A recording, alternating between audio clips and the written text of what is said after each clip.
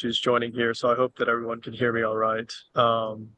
Good morning. I think it is still morning for another few minutes here. I'm in Central Time, so I've got a little bit more morning left.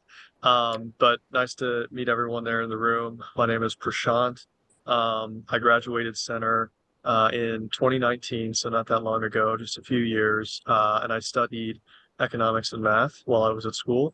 Um, Following center, I got a master's degree in finance, really just immediately after finishing center, and from there joined EY, Ernst& Young, in their Chicago office, where I work in their strategy and transactions practice.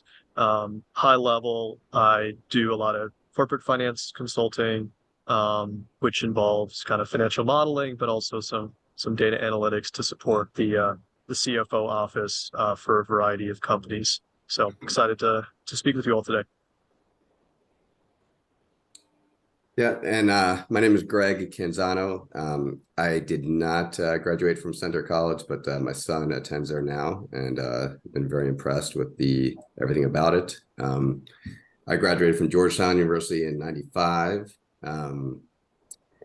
Entered the debt finance world for a few years. Went and got my MBA from Wharton in '01, and then worked for Intel for a year out in Portland, Oregon, in their corporate finance group. And then I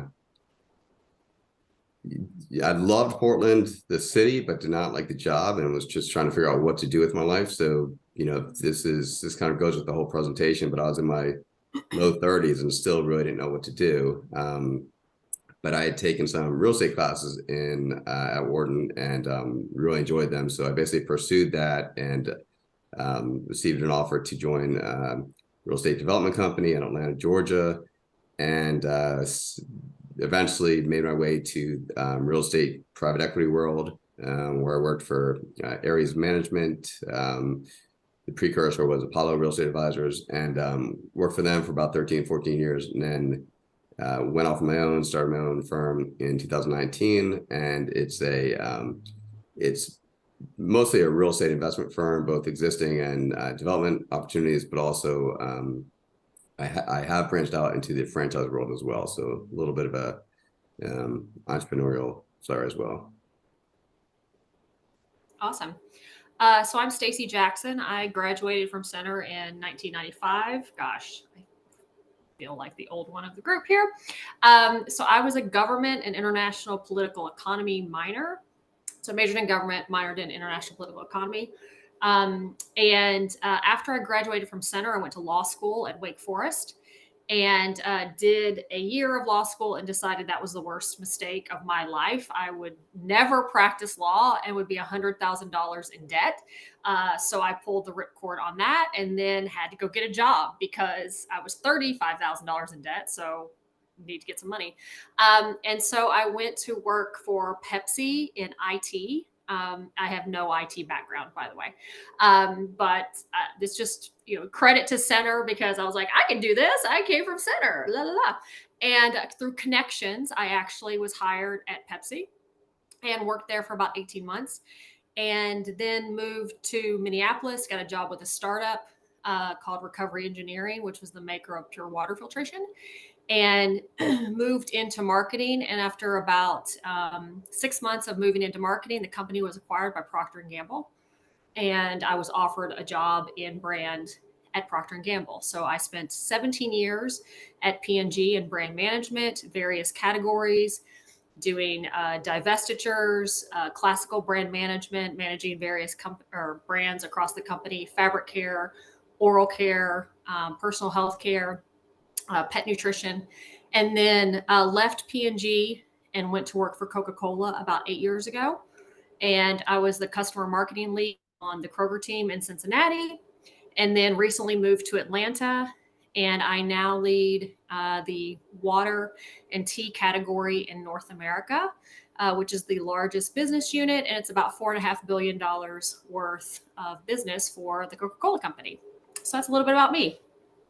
So I don't know, Michael, do we want people to introduce themselves in the room, or do we want to just get to the chase? Sure. Start over here. I don't know if they can see her or not. Hi, I'm Matt. Yeah, I'm Matt Overing. I'm in the marketing and communications office here at Center College. I don't know if you guys can see me, but my name's John Bingaman. I'm a senior at Center. What do you major in? And I'm a theater major, but I'm really interested in marketing. So Stacy, it was great to hear you talk about that. Awesome. Yes, you can have any major and be in marketing, so it's perfect. All right, Stacy, Prashant, Greg, the floor is yours. Okay. All right. Let me make sure I'm pulling up the right one here. Nope, that was not it. All right. Can you guys still see my screen? Yeah. Okay. All right. So we are going to kick off today with what I call P.I.E, so building your personal brand equity. And it's really just a look at the building blocks to your personal success. And it is a synthesis of two different models. If you go online and Google P.I.E, you'll find some books about it. And you'll also find a couple of experts on this. So building advocacy for the brand called you. I'm in marketing. We talk a lot about brand building, obviously. And you are your own brand. So Leanne Kunkel has a book about this. And then the Career Formula for Success, the P.I.E model by Robert Dixon. When I was at P&G, we talked a lot about P.I.E. It's an easy acronym to remember. So I'm a huge fan of that. And we'll get into a little bit what we're talking about. We already introduced you to ourselves, but clearly, we have very interesting careers, and you should listen to us because, we got where we are today. Ha ha ha. Also, if you have questions as we go through, please stop and interrupt us. I can't see you anymore because I'm in presentation mode, but just shout out if you have a question because we'd like for this to be interactive. What we'll talk about today, defining success, what the P.I.E model actually is, your personal brand equity, and then just things to think about. And again, a lot of this is just our personal experience. So there's really no right or wrong. These are just things to think about. And I look at a lot of these, corporate trainings, if you will, and I wish somebody had told me this when I was graduating from Center. It's like getting the cliff notes to the test or getting the study guide a lot earlier. I feel like some of these things are held to the point where they become useful a lot earlier, but you don't find these out until you've actually gone through all the slug and the slodge. And I think that's why I find this to be more helpful, even when you're younger in your career or, looking to graduate. So as a disclaimer, I am not an expert on implementation of models. I don't know that Prashant is or Greg is, but we do have some experience. And these types of frameworks have helped to really facilitate a constructive conversation about personal development, both for me and for others that I've mentored. And so that's really all we're trying to bring forward. And there's probably things we're leaving out. So I think, again, make this a conversation and ask questions and we'll kind of get into it. So if you think about the building blocks for success, some people think about success as getting that next job, that next promotion. And getting to that next level. That is not really, in my mind, I think in a lot of people's minds, that is not what success equals. It's not just promotion, but it also includes work-life balance, critical experience. You see me call it crucible experience here. Overall job fulfillment, feeling included. So you sometimes hear that called feeling in the house. And what's important is that you define your aspiration.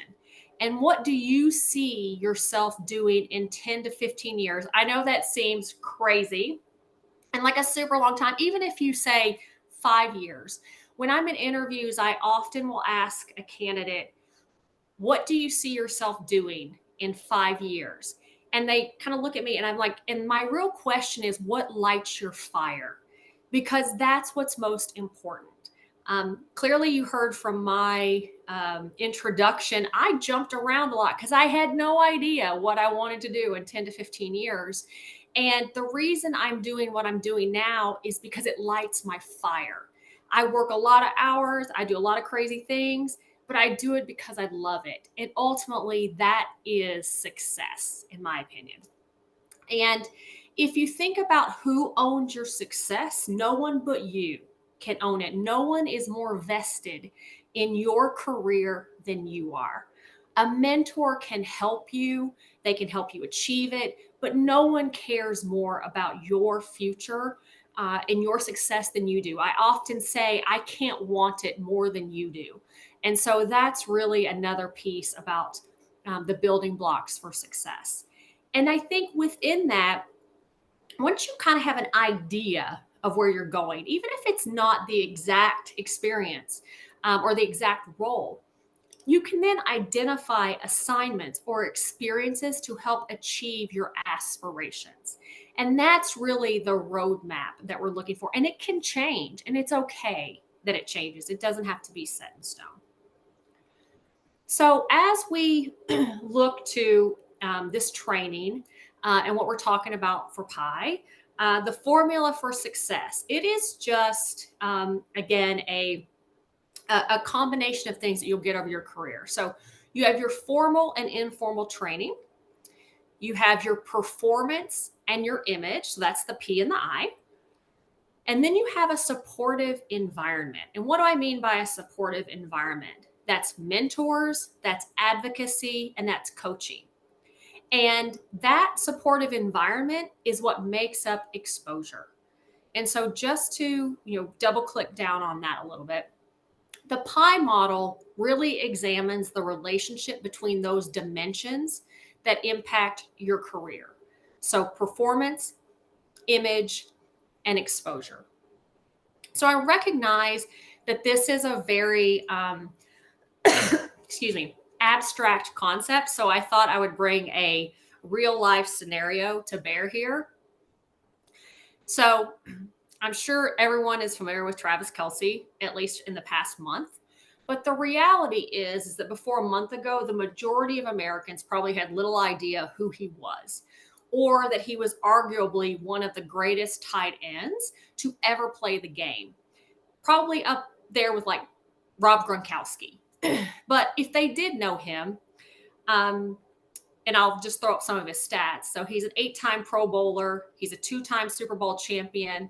He's got the NFL record for most consecutive 1,000 yards in season and consecutive seasons.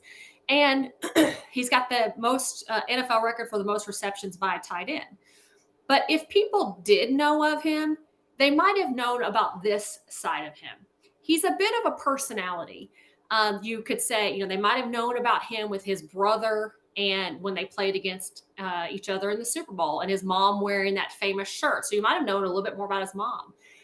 He often gets invited to red carpet things because he's a snazzy dresser and he's got quite a personality. Years ago, he had a reality TV show to find his perfect woman. And he's a little bit known as a player. And then the other piece I'll add is he's known to be quite a prolific dancer when he does a touchdown. Here he's doing it with a stanky leg. But he always has a different kind of celebration dance. And so I think all of that combined, he has quite the personality. And, depending on what you saw of that or what you know about it, that would be the image. And now, if you go into what's happened over the past month from an exposure standpoint, his jersey sales have spiked nearly 400%. He's made a surprise SNL appearance.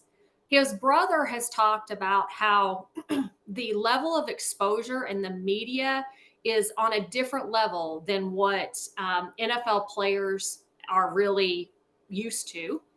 And there's been even, the media has talked about that there have been jokes that he's been put on the map since the Taylor Swift dating news, because there's a whole other group that now knows about him. This is a real life example of exposure. Now, I would argue that I'm not sure this exposure is helping his football career, but it is helping his his sales of jerseys, and he is making some residuals from this. So, maybe it is a good thing. But I just thought I would share a little fun example of Pi. So getting back to like more serious here, what's the deal with Pi? The performance is necessary, but it's not sufficient. And the I and the E, so the image and the exposure are more critical as you progress up in a company or up in your career. And it's critical that you ensure the right balance for proper positioning. Nobody wants to see the butt kisser in the office, so you don't want to over rotate on exposure. But it's critical to create alliances regarding your personal value proposition or in order to further your projects. And it's critical that you are comfortable with all three parts: great performance, what your image is realistically, you're self-aware, and you're okay getting exposure on some of your critical projects. So this is just a quick overview of how it breaks down. So what is Pi? So performance, that's only 10% of what goes in to a successful career. Typically people usually think that it's the majority, when in reality, it's the minority. And that is really the full utilization of your skills and your abilities, your contributions, your opportunity for development, your training, all of these things that you have learned at center, and what any on-the-job training or any degrees that you might pursue after center. So then you go into image.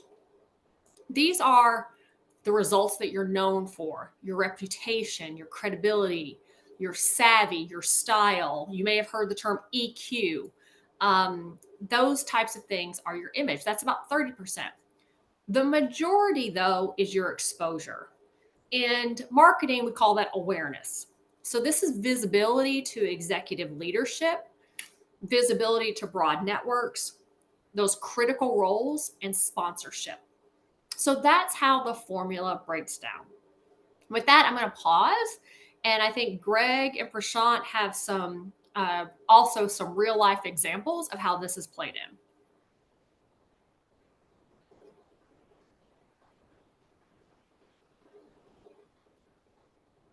I think you're on the mute, Greg.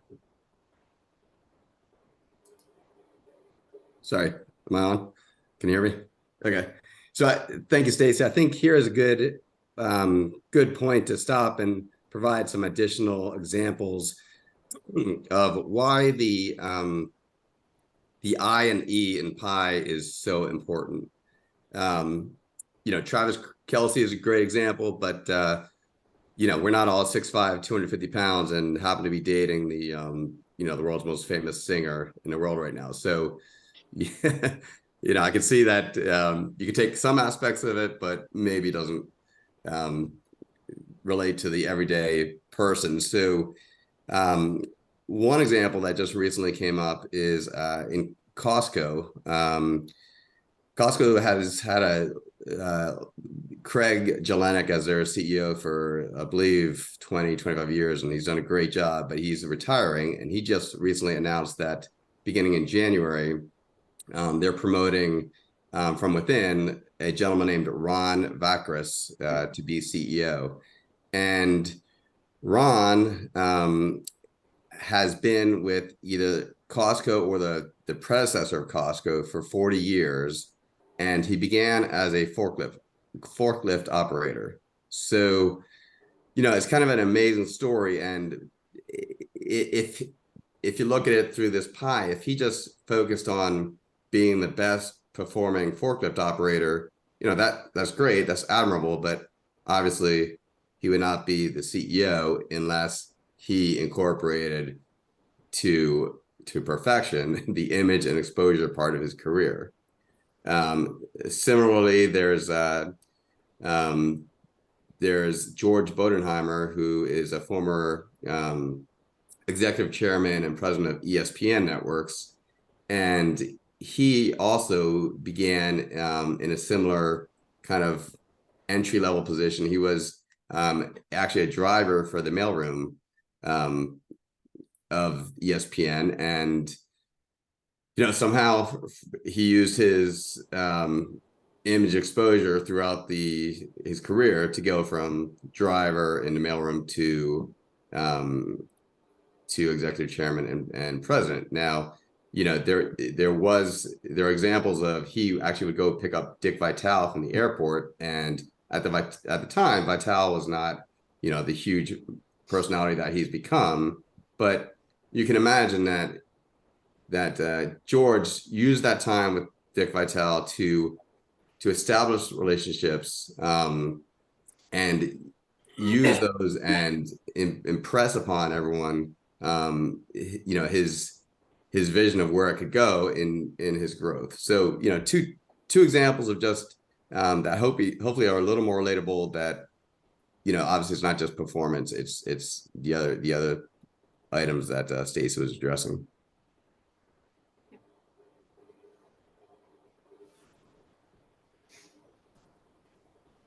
Thanks, Greg. So as for me, I could pretty confidently say that Pi is a lesson that I'm still learning. So there are aspects of what we're offering today that are extremely valuable to me, and I think in that spirit, I can just offer an example of how I learned about this and the impact that this had in my own kind of career in the past few years.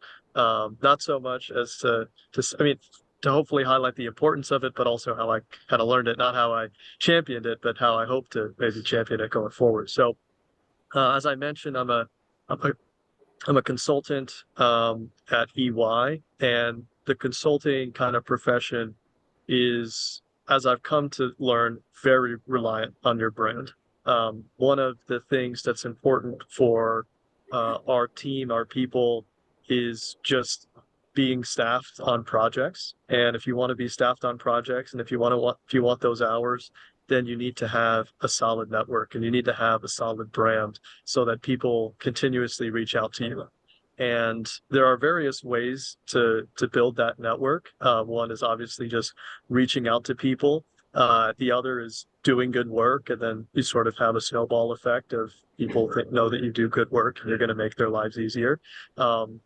But just in that realm of things, I know that kind of maintaining my image and maintaining the right exposure to people is kind of critical to me getting on projects. But a more maybe specific example of how I've really seen this shine for me.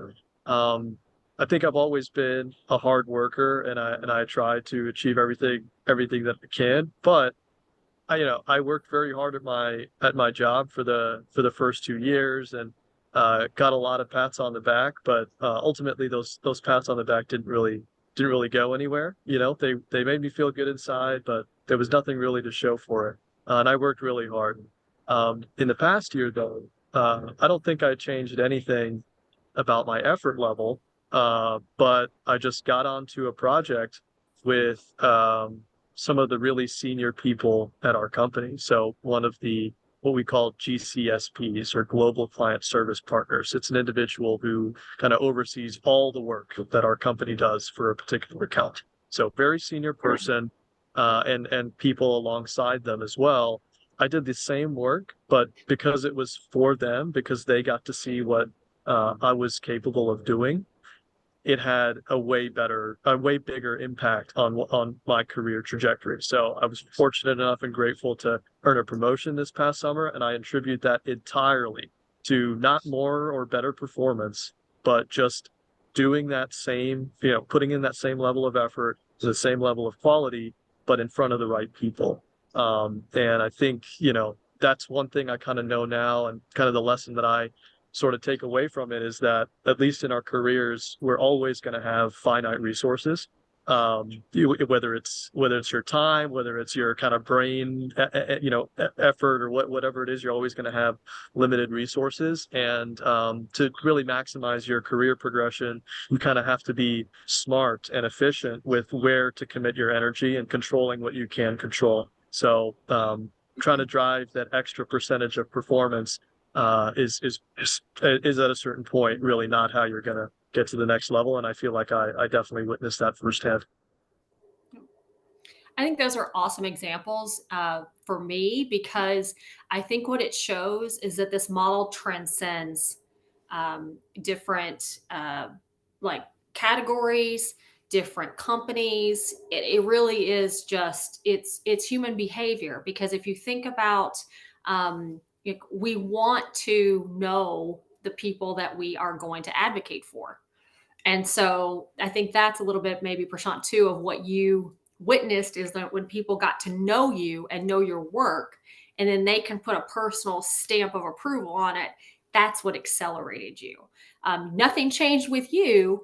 It's just the more people became aware of how fantastic you are. And that, I think, is just human nature. Like, we want to be the ones in the know to find a great person and to accelerate that. That's really what this is about putting your fantastic abilities on showcase and getting it out to more people who can help accelerate you. So, all right. So with that, again, being a Center College grad and homage to Humanities 11. So Aristotle, we are what we repeatedly do. Excellence then is not an act, but a habit. So with that, we're going to jump into performance. And again, it's only 10%, but it is the price of entry.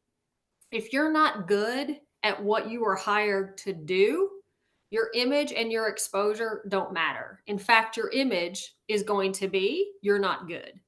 But it's critical to understand the performance expectations, and you should strive to over deliver, because without consistently high performance, the rest of the equation is irrelevant. And again, I think Prashant's example is a perfect illustration of that. He was a great performer, a hard worker. He was consistently delivering, over delivering. And once he got that opportunity to showcase how amazing he was, that's when every other door opened for him. So that's really what performance is all about. And the other thing I will say is about performance, which is not on this slide, is we have to be continually honing our skills. And performance is not static. If the rest of the field moves up, we've got to move up with them. And so just because we were great today doesn't mean we're going to be great tomorrow. And we've got to constantly be ensuring that our skills are relevant and that they are the best that they can be. And so I think that's also critical to mention. And so this is going to get us into image. And again, a quote from Socrates: regard your good name as the richest jewel you can possibly be possessed of. For credit is like fire. When once you have kindled it, you may easily preserve it. But if you once extinguish it, you will find it an arduous task to rekindle it again. The way to a good reputation is to endeavor to be what you desire to appear. And I love this quote because this is about proactively managing your equity and figuring out what do you want to be known for, and then managing to that. And a short personal story: when I was an assistant brand manager at P&G, to be successful, really, it's about two things. It's about leadership and strategic thinking. And because I came into the company in a different way, I came in through an acquisition, there were questions about whether or not my analytical skills and my strategic thinking were up to par. And so I was like, okay, I'm going to be known for strategic thinking and analytical skills. And that became my mission. And over the course of a year, I changed the perception about me to being like, we're not sure about her, to every one of the pieces of feedback I got from cross-functional partners and marketing leadership was strategic thinker, analytical ability, etc. But it was because I was intentional and I was focused on ensuring that people knew that was a strength for me. So that's just you can do it very quickly, but you have to be focused on it. All right. So what's image about? This is a lot. So image in its simplest form is about mental impression. But what is mental impression made up of? It's about the results. So we just talked about performance. It's about your reputation. It's your style. It's your credibility. It's your savvy. And those are made up of other components: Your results and your reputation are usually linked. So if you're a good performer, that usually halos onto your reputation. Within your results, you could be known like as a turnaround artist, a sandbagger. Uh, you could be known for like doing complex jobs. You're somebody who over delivers, things like that. That's about your results. From a reputation standpoint, you could be a business leader. You can be a specialist. You can be somebody who is, very prestigious and, kind of hard to talk to, those types of things. From a style standpoint, are you directive? Are you collaborative? Are you engaging? Are you somebody who is easy to talk to? Style is about your mode of expression and your state of being. So even even when you're not talking, you're communicating. Do you stand like this? Are you stand up? Do you frown? Are you putting off an air of unapproachability? And again, a personal story. When I again went back earlier in my career, I was told by one of my R&D directors that I was intense. And part of the reason, and I didn't realize I was being intense, but part of the reason I came into every meeting and I was like, okay, let's get started. I didn't do small talk. I didn't ask about anybody's weekend. I was like, listen, we're here 9 to whatever. We're here to get business done. That was making me come across as very intense. And once I kind of started loosening up and joking around with people, they saw my true personality, and that intensity started to kind of wane. But if someone hadn't said anything to me and I hadn't taken stock in what I was doing, being perceived as intense, especially as a woman, is not necessarily a good thing. Credibility, your known standard of ethics, your certainty, your confidence. And then savvy, this is your EQ and your astuteness. So this is really it's a big chart, but image is a lot. And a lot of it is quick decisions about when people first meet you and how they judge you and how your reputation precedes or follows you in the organization. So, excuse me. Usually when someone says, "Oh, I've heard about you," that can be a double-edged sword. So you want to make sure that whatever image you have is the one that you want, because it affects the first impression that people form of you, and it impacts how they relate to you. Because if I'm coming into a room and they say, "Oh, Stacy, she's very intimidating," people are not going to be warm to me and want to offer their opinions in a meeting. They're going to be shut down. And as a leader, that's not what I want. That's not the culture I want. With that, I think with image, what we all have to understand, it's the least understood. This is really where, if we talk about unconscious bias, image is often riddled with bias, because you have to first understand what people perceive about you and then the impact it's having. Then you can start to unpack it, and then you can impact it. And you have to be willing to listen and to be self-aware. The other piece you have to understand about image is this is where cultural norms come into play. If I'm working with someone who is from Japan, I have to understand that they have a natural deference to authority. And so they may not say anything in a meeting when I've offered my opinion. And so I need to reach out to them and ask them for their opinion, because that is a cultural norm in Japan. If I'm working with a group from Europe, that is a culture of open debate. But if you don't know that, it may be a bit off-putting to you. And that will also impact the image of people that people have of that team, or of people who are, from another country, and how they impact and interact with people. And again, this is something that we tend to be less well equipped to coach on image because we don't want to offend. And our direct reports have challenges with image. We have oftentimes, "Oh, they are a natural born leader," or "She's too aggressive." And oftentimes we see similar attributes in those two comments. And it needs to be actively managed, which requires, again, like I said, being self-aware. So now we get into exposure. So exposure really is the engine for P&I. It's an accelerant, if you will. It's critical for gaining broad sponsorship and support. However, the challenge is remote roles will have fewer opportunities for exposure usually, especially if you're working with people who are in an office. So that will be something you have to work harder at. Again, there's a lack of consistent formal and focused effort on exposure. This is really something you have to drive. And immediate supervisors inconsistently utilize their networks. So people really need to really go after it and understand how they want their immediate supervisor to help them. And again, it's the least intuitive of the three and the hardest to learn. This is something where people are oftentimes feeling that, am I just self-promoting? And am I just telling people, oh, look, I did a great job?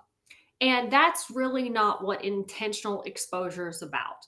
Ideally, when you do exposure right, you are giving someone exposure to your work that will benefit them. And then you are also going to help them out. It's a mutually reciprocal and beneficial relationship. So as we think about what good looks like versus what great looks like, I think P is pretty easy to understand. Good plays not to lose, they hit the numbers, whereas great plays to win and they transform the business. From an image standpoint, good is supporting change. They handle unexpected demands. They qualify statements. They do the job well. They understand informal organizations because every organization has informal cultural codes, just like a family does. Great personally leads the change. They anticipate and adapt. They're confident to declare a stretch plan. They are a change agent. They're savvy. They build consensus. They drive change. They're usually proactively asking for feedback. They're looking to see how they can be better. From an E standpoint, good is niche exposure to key organization leaders and influencers. They create a development plan or how they can get better in isolation. Great has a broad network of advocacy. They have mentors, they have sponsors. They actively participate in informal information networks. They are using those network of supporters to create meaningful development plans. So they know what they need to work on and they're going to their various supporters. Maybe they know that they need to work on their financial acumen. So they're going to the finance lead and asking them to support, hey, can we meet and can you coach me on this because I'm not as strong. I do this. Didn't take a math class at Center. So I have had finance leads coach me in finance. I am the exact opposite of Prashant, who was very finance focused and very math focused at Center. I was not. So I have taken it upon myself to be like, finance, gap accounting principles, anything of math I can learn that's for business related outside, I have taken that on myself. So from a general observations, it's sometimes difficult to articulate feedback to people in like, here's what you need to do for I and E. For image, the improvement needs sometimes are couched as leadership opportunities. And exposure opportunities may be called communication, or that you need to communicate better. You need to, communicate more timely, those types of things. And we're often told that performance is the only thing that counts.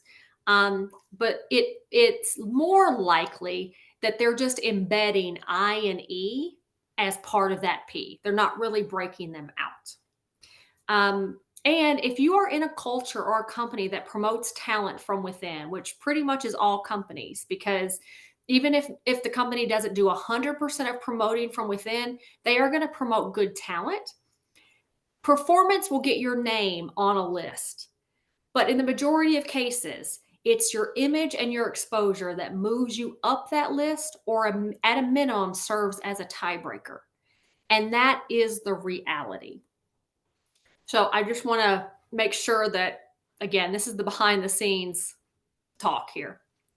And so as you think about points to ponder, how are your activities linked to your organization's goals and strategies? What is your personal brand equity, or what do you want it to be? And is your work plan achieving that? And from an image standpoint, what impression do you have of yourself? And what impression do others have of you?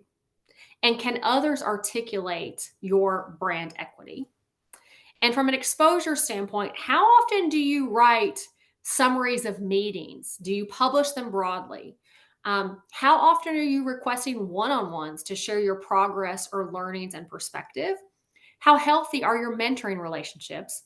And have you developed strategic partners that can help you navigate the company, or if you're on a project, help you navigate that project in a really smart way?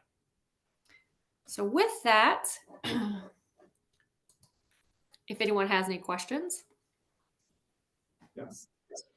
Thank you so much. This was super awesome to hear. I'm curious for you all, I guess, in your own experience, I guess, how would Pi play in sort of like what role would Pi play in terms of just graduating, or specifically me, I'm a senior, and there are a couple of different things I'm interested in, but I don't know exactly where my path will go, just in the more immediate future. But how would you say Pi plays into sort of being in school, but also right as you enter the workforce? Yep, that's a great question. I don't know, Prashant, I can start, but I know, Prashant, you had a great perspective on this yesterday. Sure. Feel free to kick it off, Stacy. I can chime in. So what I would say, and again, this is probably a bit dated. One, I think it's normal, good, fair that you really don't know where, like, you've got lots of different paths that you're exploring. I think that makes you extremely intelligent, because, like, I don't know how you would know what you want to do right now. That's just my personal opinion. So that's the first thing. I think that as you're thinking about applying to jobs, grad schools, whatever it is, whatever you're doing, performance for you right now is like what you did in college, right? And then image is a couple of things. It's the image of Center College by Greg. He has to run the airport. It's the image of Center College. And it's the image that you have with your professors who might write recommendation letters and those types of things in the most immediate. And then as you transition into the workforce, I think it then becomes, just doing a great job, or, over delivering. And then it becomes about setting your image in the workforce, whatever you want that to be, but to then open that path for you. For me personally, I was like, listen, I'm going to work my butt off just so I can have options. I think Prashant said it great. I always felt like nobody's going to outwork me. And if you give me a shot, you get me a foot in the door, and you can't stop me. And I took any job I could get to get into an organization. And even though, it didn't look linear to anybody else, I was like, oh, you've let me in this organization. Now watch. That became my equity. And it was like, Stacy, I'll do anything. I'll do IT. I'll do sales. I'll do customer service. I'll go work on the plant line, whatever you need me to do. Cause it taught me the business.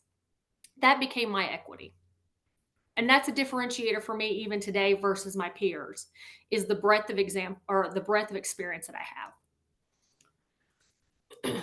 Yeah. I'll just maybe add on there that, so for someone senior at center, or just graduating, looking for work, it is important to understand that all three are relevant for long-term career success. You will not survive without all three of them. The mix of which ones are the most important changes over time. For example, and that's my opinion. For example, exposure. I didn't really feel the impact of that until year 3 in my role, right? Everything that I was able to kind of experience and achieve, getting the job, performing well on the tour. I kind of gave the punchline away, but getting the job and kind of doing well was about performance, and it was about what reputation I built, right?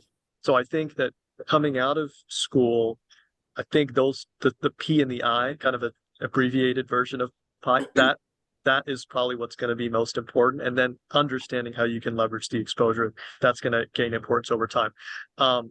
That being said, I think the image piece is probably kind of the most important to focus on, because a lot of your performance, what Stacy said, everything you've done in college is it's behind you, it's done. It's how you present it, and you're not really going to be able to do anything. So as you're applying for jobs or you're applying for grad school or whatever it is, your history is a history, and yes, you can optimize how you present that history, but it's going to be really important for you to understand, how is the person across the table perceiving me? How are they perceiving my performance? How are they perceiving the Center College brand and what that says about me? And that's going to change depending on who's across the table.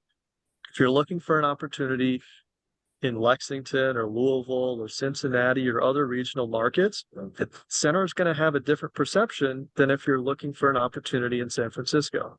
And depending on how you go into that conversation, you've got to be very conscious about what you want to lean on, how you want to present your performance, knowing what reputation the other person assumes you kind of have. I won't belabor the point, but you kind of live in a bubble at center where in Kentucky, it's the best, it's elite, and you carry that, you carry that proudly. But as you kind of as you expand your bubble, as you kind of get out of it and look to other markets, you've got to re-envision how to kind of build your reputation and build your image, because that is really what's going to get you through the door. Yeah, And apologies, I have to head out for another call as well. But thank you all. Feel free to reach out to me, Michael. Feel free to share my contact information. Happy to field additional questions. Well, thanks, Prashant. Thanks, Prashant.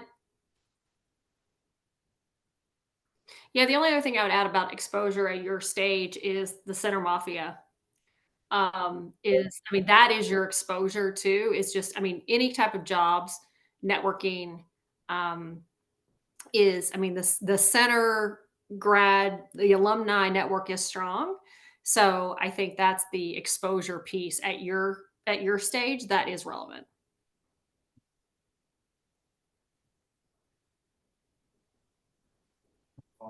Sure.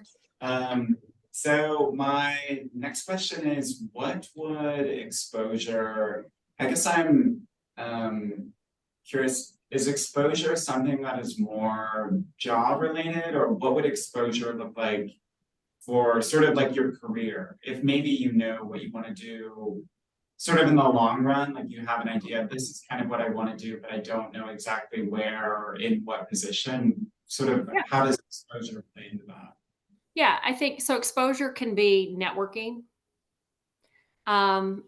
Think of it as an elevator speech about who you are, what you're known for, that can get people to, excuse me, understand your, they know your performance, they understand your image. So if they don't know that, you need to kind of get them up to speed on that. But then they become advocates for you. That's what exposure is. And so once they know you and they're like, wow, this guy's amazing. He was a theater major at Center College. And now he's done A, B, and C, and he wants to be in marketing. And I can see the transferable skills, and I'm going to place my bet on him. Like, that's exposure. And so if you think about your long-term career, it's built over time. And it's a brick by brick. So it's not done overnight. You meet and have coffee with somebody and hey, I did this project and I thought you might be interested. And, do you have any feedback? Because people love to give feedback, and they give you some feedback. And, they start to learn over time that, wow, this guy's really good at whatever. And you start to build credibility and trust, and they become, when you're not in the room, they become your advocate. That's exposure. And you become known in circles outside of what you could possibly have ever impacted. Think about, like, you throw a rock in a pond and there's 5 ripples out. That first initial meeting is the rock, and the exposure are the 5 ripples out. Does that help? Yes. That does. Okay. All right. So I have another question. Okay. This might have been more for Prashant, but I'd be curious to hear about your experience, and Greg, you as well. But for me, sort of what I'm interested in is sort of not necessarily in Kentucky, and sort of what Prashant was saying, like how that center mafia is so strong, but and like some of the sort of places I'm interested in, or that have a lot of work that I want to be doing in, specifically like New York, or mostly just New York or somewhere in Europe. Did you have any experiences sort of navigating, I guess, performance and image, where you kind of had to maybe work harder for people to understand your education, or that sort of how people talk about like the center bubble? 100%. So yes, I have not. I mean, I lived in Cincinnati, but I was in Minneapolis. I was in North Carolina. I feel like I'm forgetting someplace I lived. I've lived in places that pretty much I would start the interview with. So I went to Center College. It's a small liberal arts college in the geographical center of Kentucky. You've probably never heard of it unless you are a football fan, in which in 1921, C6HO. And then they would be like, yeah, I'm like, okay, that's where I went to college. So I would usually build it into my riff in the beginning. But yes, no, I never got anywhere based on center, to be honest with you. It was when I was at Wake Forest, I started networking there. I got a job with Pepsi because of somebody from Wake Forest who knew somebody at Pepsi. So it really is, you just have to, like, when I was at P&G and I decided to leave, I started networking and found, like, I found other connections. But so this is really more of a like life skill you have to start building. And so I think you might find somebody in Europe or New York from the center mafia. But you got to like figure out, okay, how can I start hustling and start building a network outside of center too.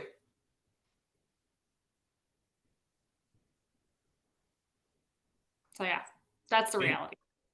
Well, I feel like it's fascinating with center because there's always one. You know what I mean? You're always Exactly. really If you can find that one, they'll open the door for you. So. All right, guys, I'm so sorry. I do have to run as well.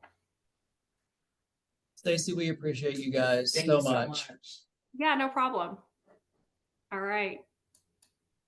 Bye. Bye.